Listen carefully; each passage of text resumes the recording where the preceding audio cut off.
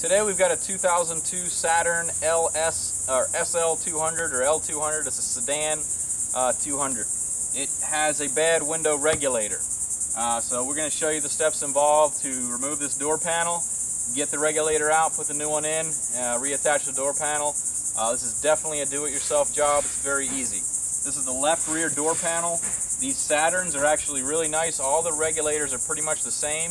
The parts are different, but the procedures are pretty much the same. So we'll jump right into it.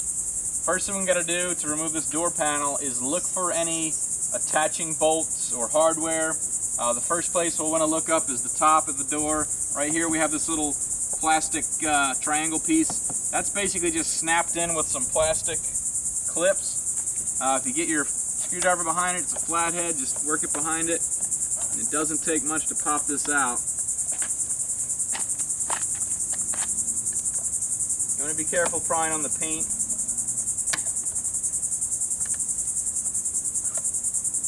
And once you get it popped out, you can kind of pull it off with your hand, and you can see it's just got these little white clips that pop in there. One of the clips is still there. We'll pull that out and put it back in here before we put it back. And it's just got two little retainers. So that pops right out.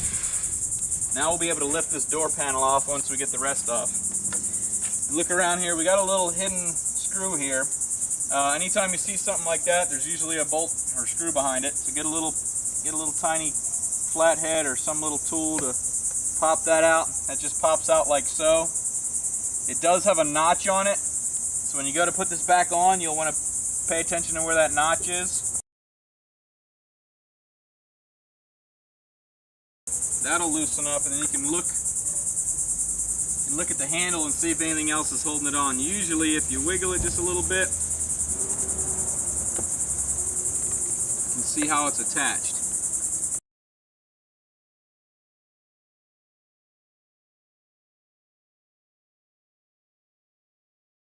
Pop out the window switch, which just got two clips on the side.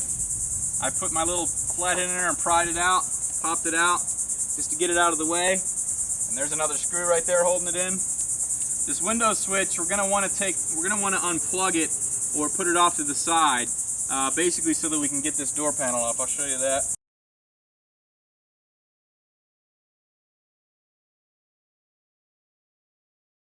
I'm going to pop that speaker cover out just in case and see if there's anything behind it.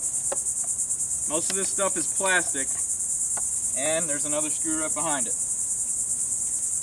So you got to be gentle because this is all plastic, but you got to kind of move it around to see. So, okay, took that screw out. Now we got the handle off. The handle, actually, the wiring for this goes down in here, so we'll leave it on there and see how it goes. Okay, now the door panel itself. Actually, this pops apart. It's got clips too. It's a lot like a Lego set. And there's the wiring harness for both the speaker and for the switch. So we want to unplug that so we can lay this off to the side. Got a little plastic keeper. Lift up on the tab, wiggle it loose.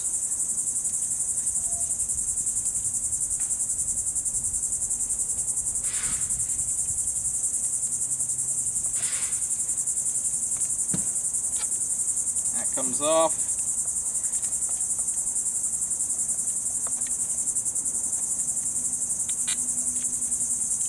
Oh, actually, this whole speaker pops out.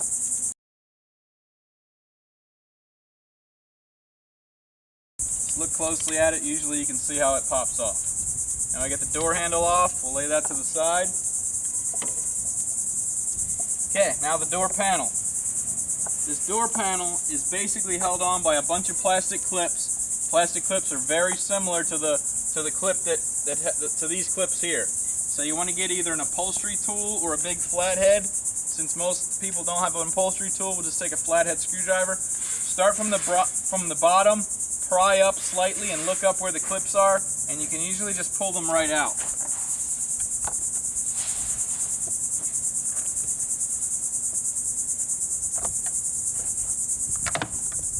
Back a couple pries and I popped that one off.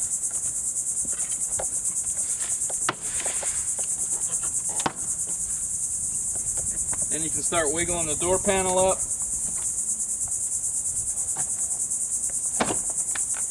The door panel comes up and off. Watch the door lock. You don't want to break the lock here.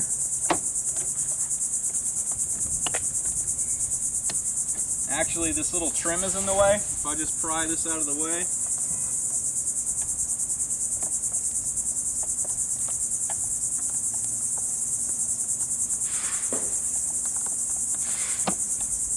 Just like that. Now the door panel. And like I said, watch out for that lock. That lock slides through that door. Like if you pull that out, you can bend it. Basically, once you get that off, you can feed that wire through that hole, and your door panel's off. It's not really a big deal. It's not as hard as it looks, and you can see these are those clips here, here, and here. We got one that broke off or popped off. It's still in the door panel. As you can see right here, it's still in the door panel. We will pull that off and put it back in the door and reuse it. Okay, so we're almost to the insides of this door. There is a plastic thing here. This is a vapor barrier. You do want to reuse that. Don't destroy it. Usually you can peel it off. It's glued on. You can peel it off. Just work it around slowly. Work it around the door handle.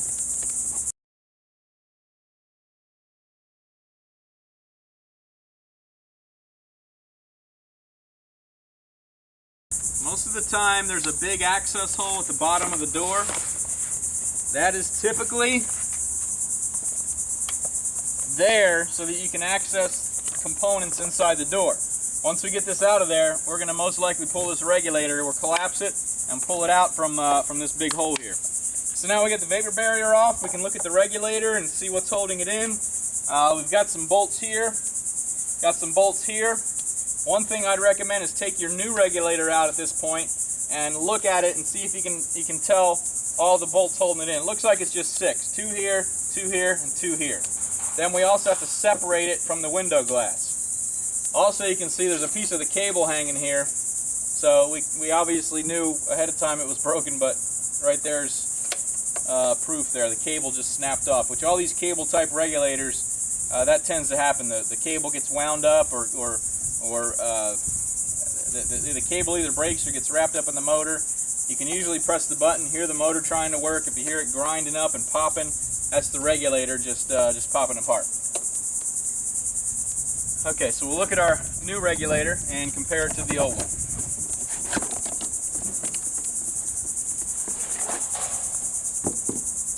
Even though the regulator is the only thing broken on this, we're going to go ahead and replace the whole thing. The reason is the regulators we sell are typically a motor and regulator combination. Number one, if you're already in here taking the motor out, why not replace the regulator, or vice versa? If you're taking a regulator, why not replace the motor if it's cost efficient? We sell these on our website. I think they're about 60 bucks. It's brand new. It's got a lifetime warranty, so we're going to replace the entire thing. We can also line it up. This one even comes with new bolts, so we don't have to reuse the old ones. They're Torx bolts. We can line it up right here, and you can see we only got those 6 bolts to deal with. The motor's in the right position, these bolts are in the right position, so we also know we have the right regulator. So now we're going to go get our Torx socket and start removing these bolts here. Okay, one thing I'm going to do before I take those bolts out, I'm actually going to pop the connector off of the motor real quick. It's a nice convenient little access hole here. It's just got a little tab you push up on, grab the connector,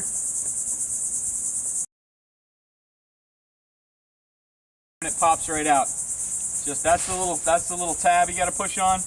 Push that tab in, it slides right out.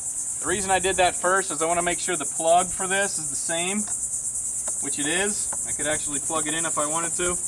I just want to make sure the plug is the same so we don't get it all apart and find out it's something wrong with it. So now we're ready to take all these bolts out. It's a Torx head. Let's see. It's a T40, very common Torx head socket.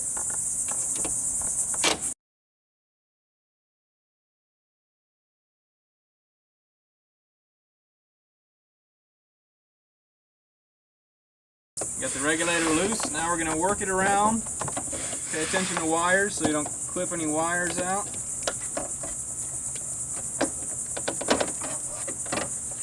Wiggle it down. There's the old regulator. Cable's broken all up. This motor's probably still good, but again, since we got a new motor and regulator for a good amount, why put an old motor back in there? We got that off. Remember how you took it out.